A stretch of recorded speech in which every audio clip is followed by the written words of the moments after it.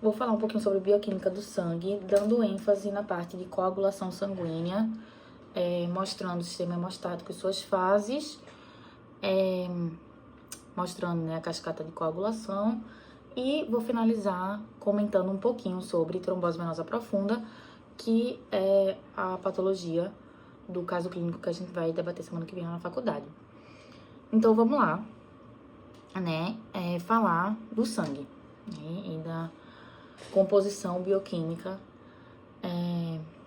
e citológica também desse sangue. O que é o sangue, né? O sangue o tecido sanguíneo, é um tipo especial de tecido conjuntivo, apresenta uma coloração avermelhada, um aspecto viscoso e possui uma matriz líquida, né? Como todo tecido é formado por células, as células sanguíneas, leucócitos, plaquetas ou trombócitos e hemácias ou eritrócitos. E tem uma matriz aí líquida, que é o plasma, formado por água e outros compostos inorgânicos. E dissolvidos nesse plasma a gente tem ainda proteínas e outros compostos orgânicos não proteicos, como aminoácidos livres, glicose, ácidos graxos livres e outras substâncias orgânicas não proteicas, tá? O plasma representa um pouco mais de 50% do sangue, enquanto as células sanguíneas representam aí aproximadamente 40% desse sangue, certo?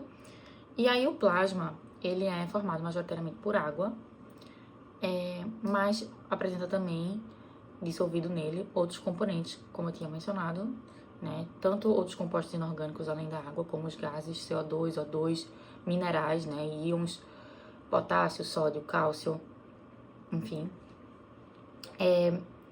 Compostos orgânicos, né? Nutrientes e proteínas, né? Que são as substâncias orgânicas em maior quantidade nos animais, né? Que são as trabalhadoras do nosso organismo, realizando principais funções intracelulares e extracelulares, né? Funções como coagulação, que a gente vai falar hoje, transporte, digestão, defesa, enfim. E eu vou destacar como sendo uma das principais proteínas do sangue, a albumina, que é uma proteína que realiza o transporte de nutrientes no sangue, além de manter o equilíbrio osmótico, tá? Do sangue, beleza? Então, o sangue é o principal transportador de nutrientes e de gases pelo corpo, é um importante agente metabólico do organismo, possui como funções respiração, nutrição, excreção, manutenção do equilíbrio ácido-base, manutenção do equilíbrio osmótico, coagulação, defesa. E essas funções vão estar atreladas aos seus componentes, né? As substâncias e células que fazem parte desse tecido, tá? Contribuindo para que ele tenha essas características e esses papéis, tá? O conjunto, né, do sangue com os vasos sanguíneos com o coração formam o que a gente chama de sistema cardiovascular, ou também conhecido como sistema circulatório, né? Dentro dos vasos sanguíneos, artérias, veias e capilares, e a gente ainda tem entre eles as arteríolas e as vênulas, circula o sangue, tá? Então, o sangue, ele tá localizado no nosso corpo, e nos animais de circulação fechada, dentro dos vasos, ok? E aí o coração é o órgão que bombeia o sangue pro corpo, através dos vasos, ok? Então, falamos um pouquinho dos componentes do sangue, principalmente dos componentes do plasma sanguíneo, mas vamos falar um pouquinho agora das células sanguíneas, que também são componentes importantes aí do sangue.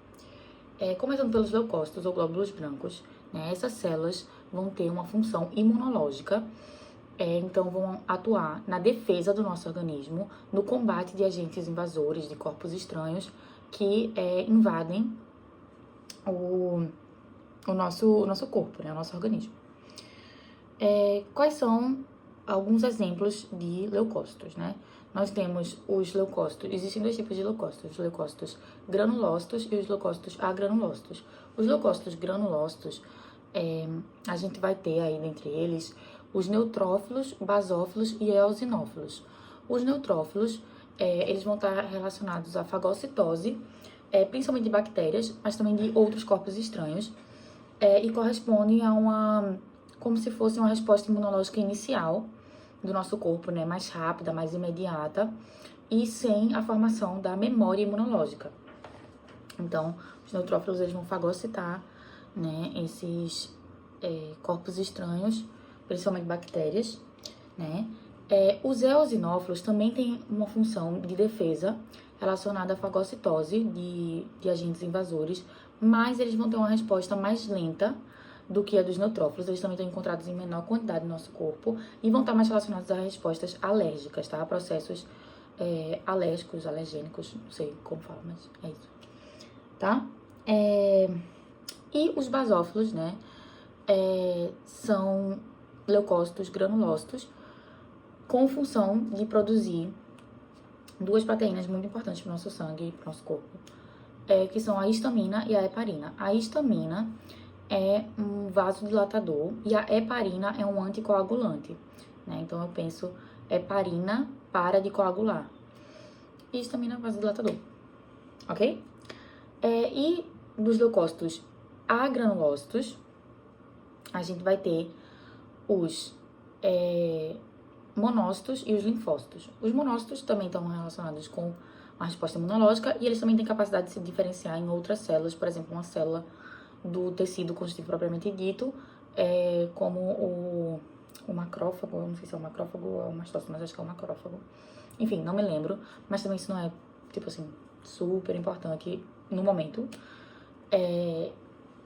E os linfócitos, a gente tem alguns tipos de linfócitos. Eu só conheço os linfócitos T e B, mas eu acredito que tem mais. Mas assim, independentemente disso, os linfócitos T e B são, de longe, os mais famosos, né? Caso existam mais tipos de linfócito, que eu acho que tem, mas eu não sei. E os linfócitos T e B, os linfócitos B, eles vão produzir anticorpos, então eles estão relacionados à imunidade humoral, que é a formação da memória imunológica, né? Então, quando você tem um antígeno, que é reconhecido por um anticorpo, tipo assim, tu toma uma vacina, tu tá colocando uma parte do corpo estranho, da bactéria ou do vírus, no teu corpo, no teu organismo. E aí, isso vai estimular uma resposta imunológica, né? Isso vai estimular a produção de anticorpos. E aí, esses anticorpos, eles vão reconhecer esse agente invasor da próxima vez que você entrar em contato com esse corpo estranho. Então, eles guardam a memória, tá? Daquele cara, daquele antígeno. Então, os anticorpos, eles estão relacionados com essa imunidade a longo prazo, né? A formação dessa memória imunológica. E aí, por isso, né, que as vacinas, elas estimulam a produção de anticorpos e quando você é exposto ao vírus ou à bactéria, o seu corpo já vai combater logo aquela infecção e isso vai minimizar a progressão da doença e a manifestação de sintomas, ok? Então, vacina é importante, protege e tal. E os linfócitos T, a gente tem linfócitos T de vários tipos. Eu também acredito que existem, eu conheço 3 tipos de linfócito T, mas eu acredito que existem mais, que eu não sei, não tenho certeza dessa informação. Mas eu imagino que tenham mais tipos de linfócito T. Só que, disparados, os mais famosos são os linfócitos T, CD4, CD8 e CD25. O CD4 e o CD25, eles estão relacionados à regulação do processo da resposta imunológica, tá? Por exemplo, os linfócitos T, CD4, eles estimulam os linfócitos B, né, a produzir anticorpos, a atuar ali na resposta imunológica. E, por fim, os linfócitos T, CD25, CD8, eles vão destruir células infectadas, principalmente por vírus, tá? Então é isso. Leucócitos ou glóbulos brancos, temos dois tipos, granulócitos e agranulócitos. Os granulócitos a gente vai ter os neutrófilos, eosinófilos e basófilos, e os agranulócitos a gente vai ter os monócitos e os linfócitos. E aí dos linfócitos a gente fala muito dos linfócitos T e linfócitos B. E os leucócitos ou glóbulos brancos, de uma forma geral, eles estão atrelados à resposta imunológica, né? À função de defesa do nosso organismo diante de agentes invasores. Eu ia falar mais alguma coisa. Ah, sim. Os leucócitos são como se fosse, tipo assim, o nosso exército, tá? Aí temos os trombócitos ou plaquetas, que são células, né? Na verdade, são fragmentos de células com função coaguladora, né? Atrelados aí ao processo de coagulação sanguínea. A gente vai falar muito sobre as plaquetas hoje. Esses fragmentos citoplasmáticos, que são as plaquetas, são originados na medula óssea de células conhecidas como megacariócitos. E as plaquetas têm um formato discoide complexo, e a junção das plaquetas com fatores de coagulação, com fatores fibrinolíticos, formam o que a gente chama de sistema hemostático. Tá? Já a gente vai falar melhor sobre esse sistema. E, por fim, das células sanguíneas, os eritrócitos ou hemácias, ou ainda glóbulos vermelhos, têm uma função de transportar gases pelo nosso corpo, tá? Principalmente gás oxigênio, né?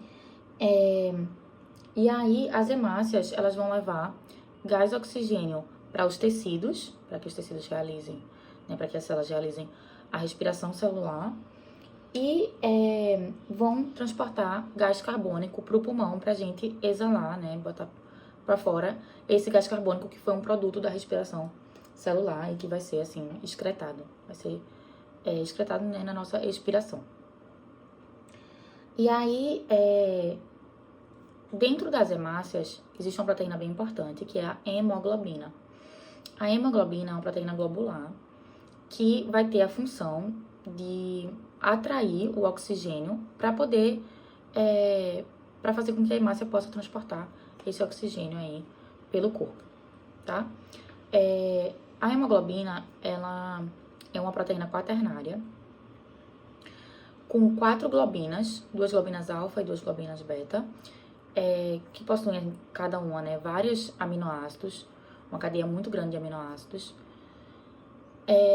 E no seu centro, né, no centro de cada globina, a gente vai ter um grupamento M, que é um grupo prostético, é um grupo não proteico, que vai estar associado aí a cada uma das globinas, e esse grupo M possui no seu centro um átomo de ferro.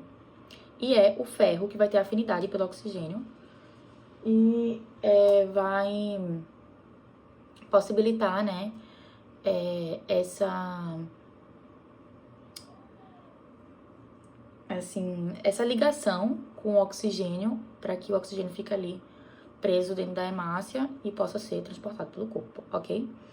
Então, como a gente tem em uma hemoglobina, em uma hemácia a gente tem uma hemoglobina, e em uma hemoglobina a gente tem 4 globinas, em cada globina a gente tem um grupo M, então a gente tem 4 grupos M's em uma hemoglobina, e cada grupo M tem um átomo de ferro, que vai ter afinidade pela molécula de oxigênio. Então, a gente pode resumir que uma hemoglobina transporta 4 moléculas de oxigênio, ok? Então é isso, né? Uma apresentação aí do sangue, suas funções, seus componentes, suas células, né? As células que fazem parte desse tecido, no caso. E vamos falar um pouquinho agora sobre hemostasia, que é o tema principal de hoje. Hemostasia, primeiramente, é diferente de homeostasia. Hemostasia significa o processo de coagulação sanguínea em um local de lesão vascular, né? Enquanto homeostasia é aquele equilíbrio fisiológico, né, do organismo. Aí vamos falar então quais são as fases da hemostasia. Primeira fase constrição vascular. Segunda fase, formação do tampão plaquetário. E terceira fase é a coagulação sanguínea propriamente dita, né? A formação do coágulo. Na fase de constrição vascular, né, a primeira fase, a gente vai ter a contração do vaso para diminuir o fluxo de sangue naquele vaso que foi lesionado e, com isso, diminuir o sangramento, a perda de sangue. Na segunda fase, na formação do tampão plaquetário, a gente vai ter uma fase de intensa adesão e agregação plaquetária na área que foi lesionada. E na terceira e última fase, a gente vai ter o fechamento completo da região lesionada do vaso, com a formação do coágulo, sua posterior retração e ainda depois a dissolução desse coágulo, ok? É importante a gente falar que dentro de um vaso, a gente tem fatores anticoagulação e fatores pró-coagulação. Então, circulando livremente e naturalmente no sangue, a gente tem esses fatores que estimulam a coagulação e fatores que inibem a coagulação. Esses fatores, eles têm que estar em equilíbrio no corpo, com uma pequena superioridade dos fatores anticoagulação, dos fatores que inibem a coagulação. Mas se a gente tiver muito mais fatores anticoagulação, a gente vai ter riscos, né, sérios de hemorragia, de sangramento. E a gente não quer isso, né? A gente quer evitar isso. Mas também, se a gente tiver muitos fatores pró-coagulação, que estimulam muito a coagulação, a gente vai formar coágulos e trombos que podem ocluir nossos vasos. E isso também não é bom. Por isso que o nosso corpo mantém um constante equilíbrio entre esses fatores, né? Ou pelo menos é assim que deve ser. É assim que deve ser, né?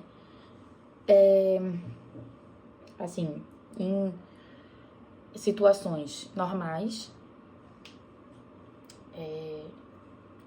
é isso que a gente espera e deseja, né? Beleza, então vamos falar das fases da hemostasia, né? A primeira fase, constrição vascular. A gente vai ter, né? A gente vai observar uma vasoconstrição para reduzir o fluxo sanguíneo e, consequentemente, reduzir a perda de sangue. É um evento transitório que geralmente tem duração de alguns minutos ou horas e que é desencadeado por uma lesão endotelial e causado por mecanismos locais e humorais. Como é que acontece essa vasoconstrição? Assim, no momento em que a gente tem a lesão endotelial, né? Assim, a abertura de um vaso. São liberados pela parede do próprio endotélio substâncias chamadas de endotelinas que realizam essa vasoconstrição, tá? As endotelinas são potentes vasoconstritores e também outros vasoconstritores são liberados por outras células, né? Então, outros vasoconstritores liberados nesse processo são a serotonina e o tromboxano A2, ou TXA2, né? Abreviando, que são produzidos por plaquetas, tá? E que vão permitir também esse espasmo vascular. Também são liberadas prostaciclinas para relaxar o músculo liso de vasos não lesionados, né? Vasos próximos ou periféricos, eles vão relaxar para compensar essa vasoconstrição no vaso lesionado, beleza? Na segunda fase da hemostasia, a gente tem a formação do tampão plaquetário. Vai ser um momento de reparar a parede vascular lesada. O tampão de plaquetas começa a se formar na medida que as plaquetas entram em contato com a parede do vaso. Pequenas fissuras na parede vascular geralmente são vedadas com tampão de plaquetas em vez de com coágulo sanguíneo.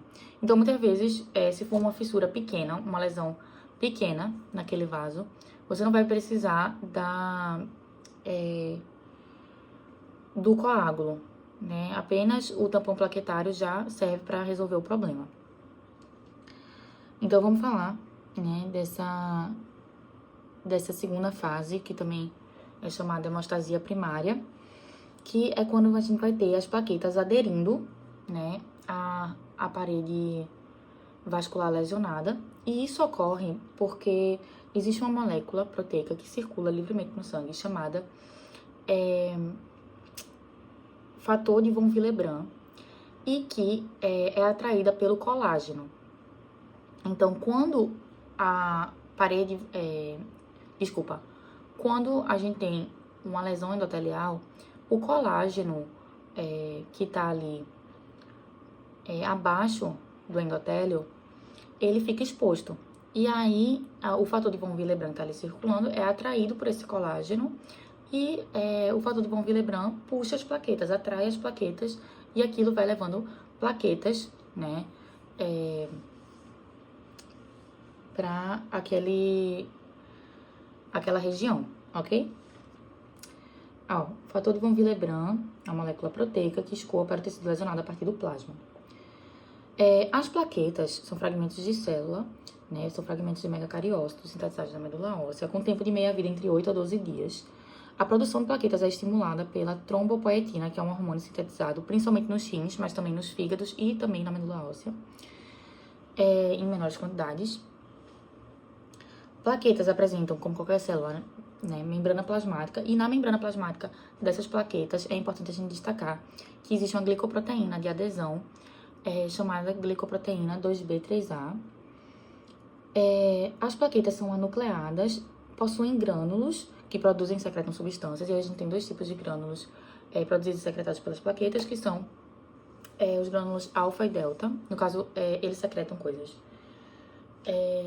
Os grânulos alfa vão secretar cálcio, tromboxano A2 e ADP. Desculpa, isso são os grânulos delta. Que mantém dentro deles, né, o ADP, ATP, cálcio, histamina, serotonina e epinefrina. Os grânulos delta também são chamados de grânulos densos, e os grânulos alfa vão secretar selectina P. Já vou falar sobre ela. E contém fatores como que é a fibrina, o fibrinogênio, né, a fibrina é o fator 1 ativado, o fator 5, fator 8, fator 9 e outros. Aí vamos lá, então, explicar desde o início o que acontece até essa segunda fase. Primeiro, você tem uma lesão vascular, que vai expor o colágeno profundo, e isso permite a adesão de plaquetas naquela região lesionada, né, naquela região exposta, aberta. Primeiro ocorre a vasoconstrição, lógico, né, que a gente comentou, e aí depois vai tendo essa adesão plaquetária. E aí, com a adesão das plaquetas, os conteúdos dos grânulos vão sendo secretados. Então, os grânulos alfa secretam selectina P e também o fator de crescimento dependente de plaqueta, que vão permitir a cicatrização da parede vascular, ok? É importante também até, assim, só uma observação, falar que a selectina P, secretada pelos grânulos alfa, ela vai se ligar aos leucócitos, e aí isso também vai promover essa cicatrização da parede do vaso. Enquanto os grânulos delta vão secretar, né, ADP, cálcio, íon cálcio, né, Ca2+, e TXA2. E isso vai ampliar o agregado, porque vai dar uma resposta de feedback positivo, né, atraindo cada vez mais plaquetas, ativando cada vez mais fatores de coagulação em seguida, né, e permitindo a formação ali do agregado e posteriormente do coágulo. As plaquetas apresentam na face externa da sua membrana plasmática aquelas glicoproteínas que eu falei, glicoproteínas 2B3A, que tem a função de unir plaquetas com plaquetas e plaquetas com fibrinogênio. O fibrinogênio é o fator 1 de coagulação inativado, tá? E aí isso aumenta a agregação plaquetária. As glicoproteínas também, além de juntar as plaquetas com plaquetas e plaquetas com fibrinogênio, elas se unem ao fator de von Willebrand, que é aquele que eu falei lá no começo, que é atraído pelo colágeno. E o fator de von Willebrand vai unir as plaquetas ao colágeno vascular, tá? Então, é o fator de von Willebrand. Ele atrai as plaquetas, ele puxa as plaquetas, se juntando com a glicoproteína 2B3A dessas plaquetas, tá? E fazendo com que as plaquetas, então, se unam ao colágeno vascular. Aí, agora, vamos falar da cascata de coagulação e da formação do coágulo propriamente dito. Então, existem duas vias, né, que depois elas vão desembocar numa via comum, vamos dizer assim, de ativação dos fatores de coagulação. A via intrínseca, né, que é a da lesão vascular ao sangue, e o sistema extrínseco, que é o fator tecidual, ok? E aí, começando pela via intrínseca, né, quando a gente tem a exposição do colágeno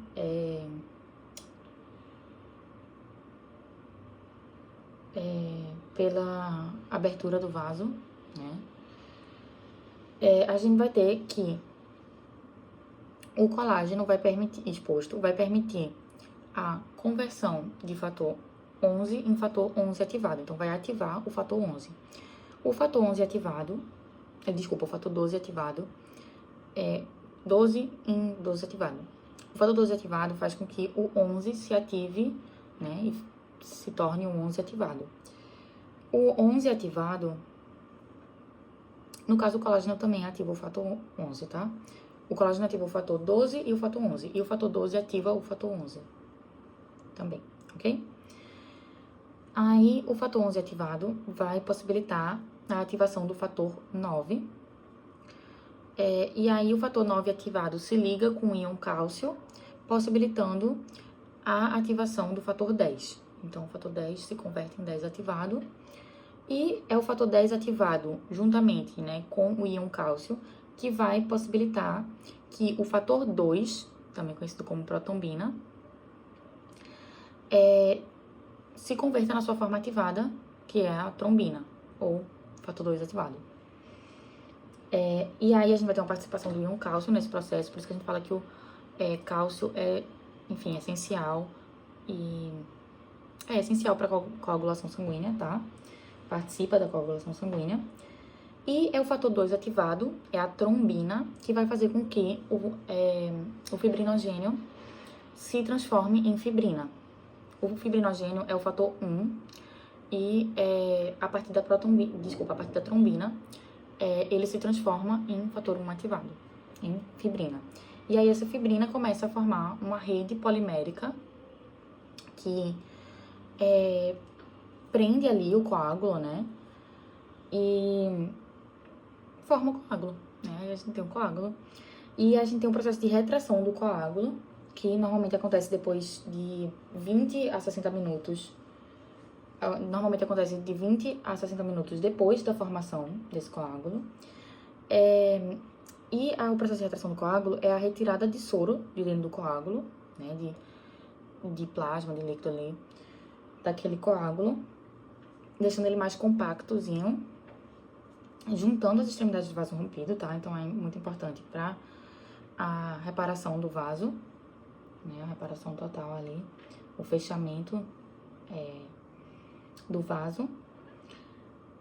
As plaquetas também contribuem para a retração do coágulo, porque elas apresentam filamentos de actina e miosina, né? Que vão fazer uma contração ali, estimulando a retração do coágulo, ok? E, por fim, a gente tem a dissolução do coágulo, que começa logo após a sua formação e possibilita que o fluxo sanguíneo seja restabelecido e que ocorra a reparação permanente do tecido. O processo pelo qual um coágulo sanguíneo é dissolvido é chamado fibrinólise. Então, a fibrinólise é a dissolução do coágulo. E como é que ocorre essa fibrinólise?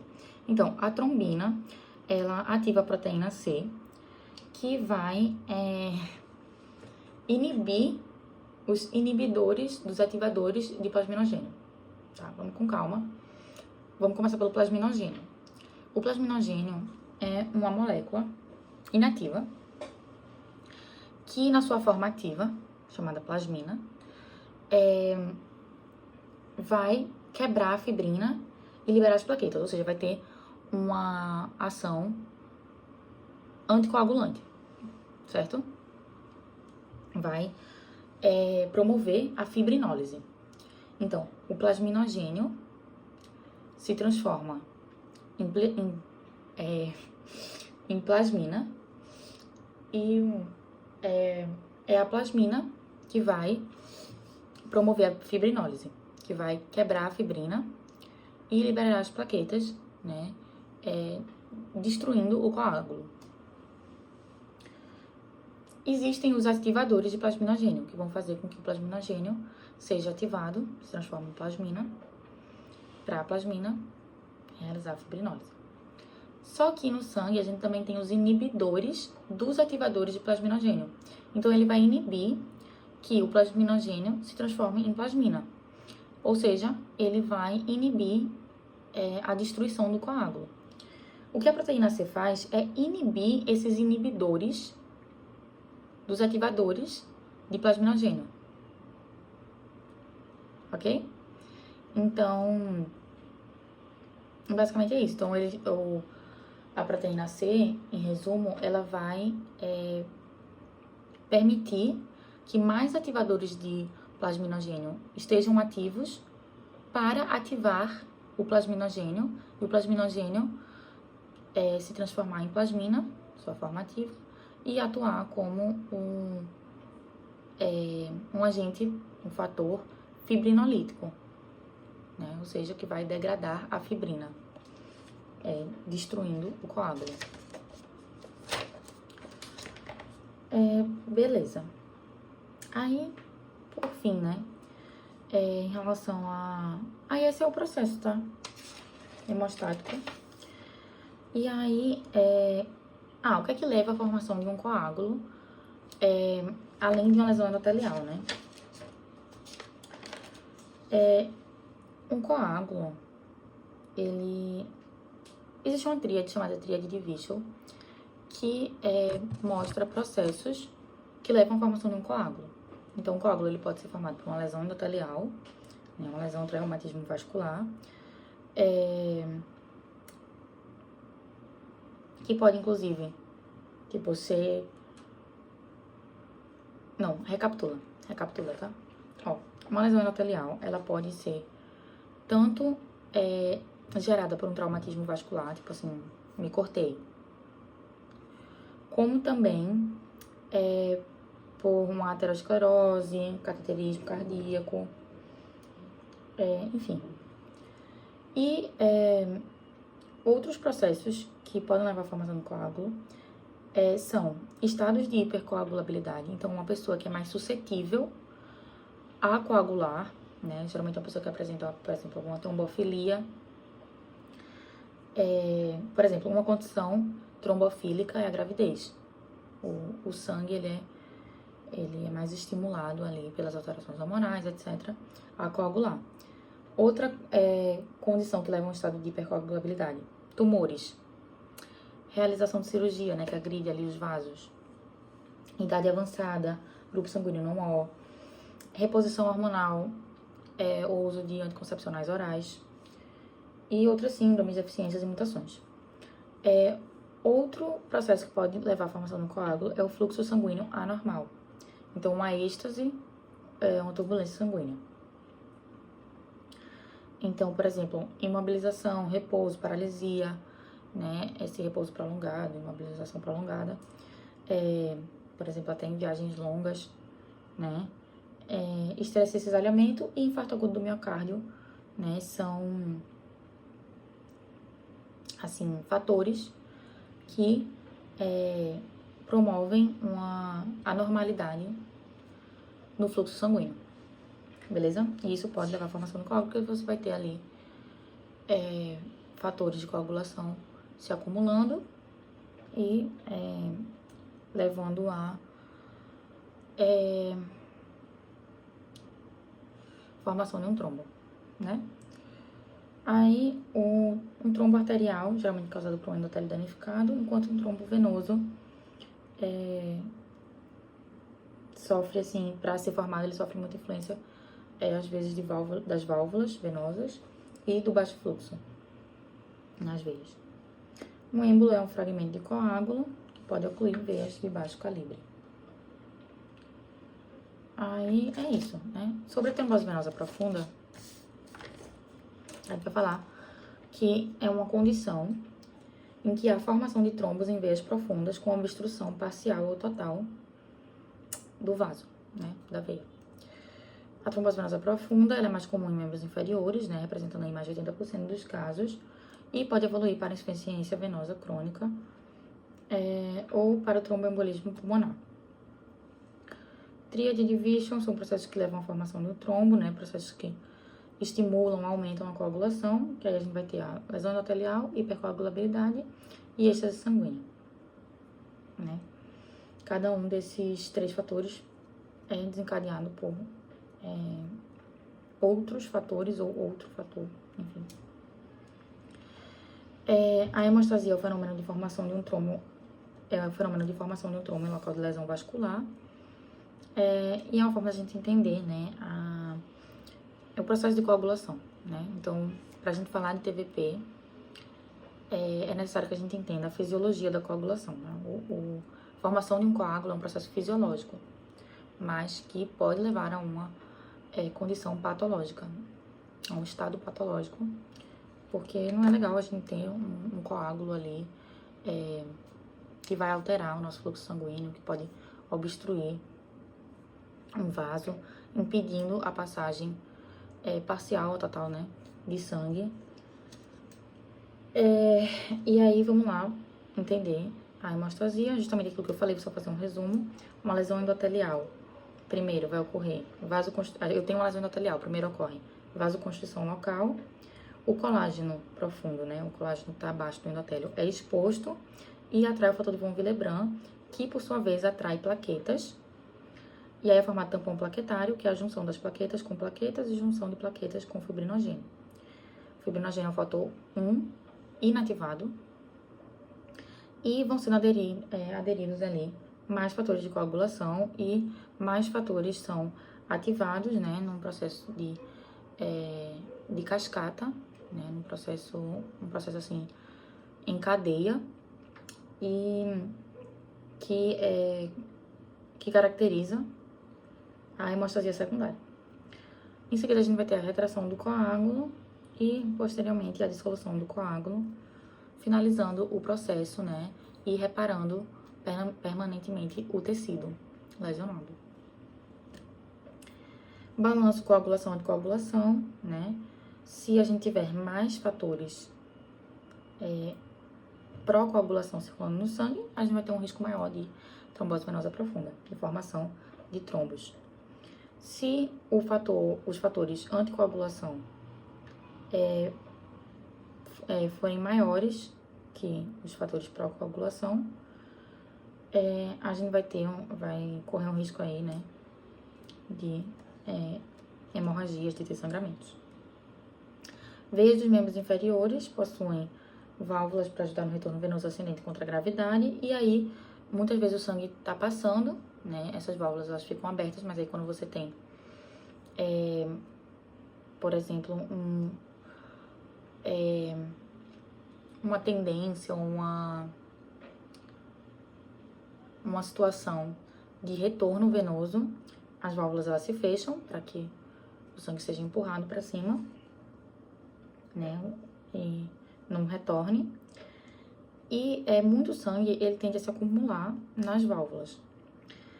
E aí, isso pode favorecer, né, a formação de um coágulo, né, a ocorrência do processo de coagulação. Na TVP, a gente vai ter que as veias acometidas podem ser proximais ou distais, né? Se a veia acometida for proximal, vai ser a veia femoral, poplítea ou ilíaca. E se for um acometimento distal, são quando a gente está falando de veias abaixo da poplítea. Na TVP, a gente vai ter uma condição de congestão venosa em que o trombo obstrui a passagem de sangue no vaso, dificultando o retorno venoso do sangue para o coração, né? Do sangue que está nos membros inferiores para o coração. Isso aumenta a pressão dos capilares, a gente vai ter um extravasamento de fluido, formando o edema. A venodilatação também causa cianose, que é o escurecimento do membro, geralmente fica meio arroxeado. Outro sintoma comum é a dor, certo? E nos mecanismos para diagnóstico, a gente tem primeiro a identificação clínica de sintomas e do histórico clínico do paciente, beleza? E exames para confirmar o diagnóstico. Tem como exame laboratorial a detecção do dedímero, que é uma molécula liberada na degradação da fibrina. Então, quando a gente tem um coágulo no corpo, geralmente nosso dedímero, né? É esperado que o nosso dedímero esteja em uma quantidade mais alta, né? Um valor acima do normal. E o dedímero é uma molécula sensível, mas é pouco específica, tá? Porque qualquer processo de coagulação pode levar ao aumento do dedímero. Mas de toda forma a gente usa aí como um exame laboratorial para diagnóstico de TVP, certo? E tem o exame de imagem, né, ultrassonografia com Doppler colorido, ou ecodoppler colorido, que consegue tanto visualizar o trombo, como também, se não conseguir visualizar, pode fazer uma compressão, pode diagnosticar, né, pela compressibilidade venosa, que é quando o transdutor comprime o vaso, fazendo com que em pessoas saudáveis a veia não consiga mais ser vista no monitor, né, na imagem. Mas em pessoas com TVP, a veia continua aparecendo na imagem, quando você comprime ela. E aí isso possibilita também o diagnóstico.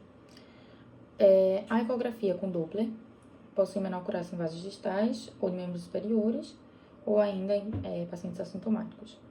Geralmente o protocolo diagnóstico é você fazer essa análise clínica da sintomatologia, dos fatores de risco, do histórico do paciente. E cada critério de sintoma, do fator de risco que ele apresentar, a gente vai somar um ponto, né? Se o paciente tiver 2 ou mais pontos, 2 ou mais critérios, né, para TVP, é provável que o diagnóstico seja de TVP, mas é preciso confirmar com o exame, aí geralmente o exame passado para esses pacientes, com alta probabilidade, né, é o ecodoppler. Se o ecodoppler der TVP, né, der positivo, diagnostica TVP. Mas se não vai ser nada no ecodoppler, aí a gente faz um dedímero. Se o dedímero der alto, der acima dos valores normais de referência, aí a gente vai pedir para repetir o ecodoppler em uma semana, senão descarta TVP. Se o paciente só tiver um ou nenhum critério clínico sugestivo de TVP, a gente solicita só o dedímero. Se o dedímero der negativo, exclui TVP, né, ou simplesmente afasta. E se der positivo, a gente solicitou o ecodoppler, né, se o dedímero der alto. Mesmo que na score de Wells esse paciente tenha se enquadrado aí como um paciente um diagnóstico improvável de TVP, ok? Então esse é o protocolo diagnóstico. Sempre deve ser seguindo da identificação clínica, ok? Tratamento vai prevenir a progressão do trombo e possui o objetivo de evitar complicações, né, principalmente a ocorrência de tromboembolismo pulmonar, que pode ser fatal, né? O tratamento também busca aliviar a êxtase venosa, tratar a dor, né, por meio da analgesia, usa anti-inflamatórios e meios de compressão, e o tratamento geralmente é feito com heparina por 5 dias, que a heparina é um anticoagulante de ação rápida, então tem um efeito assim meio que imediato, mas não deve ser mantido a longo prazo, porque possui riscos de levar a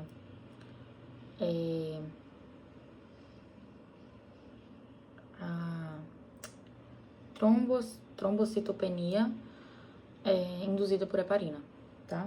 Que é uma condição autoimune causada aí por esse uso prolongado de heparina. Então a gente associa, né, a heparina por 5 dias a um antagonista de vitamina K. para favorecer um processo anticoagulante e para que a gente se livre aí desse coágulo e cure, né, o paciente. Eu acho que é isso. Eu não falei de maneira tão específica, tanto do diagnóstico como também, principalmente, do tratamento da TVP. Mas acho que eu dei uma geral, falei o principal, né? E também da bioquímica do sangue, do processo de coagulação sanguínea,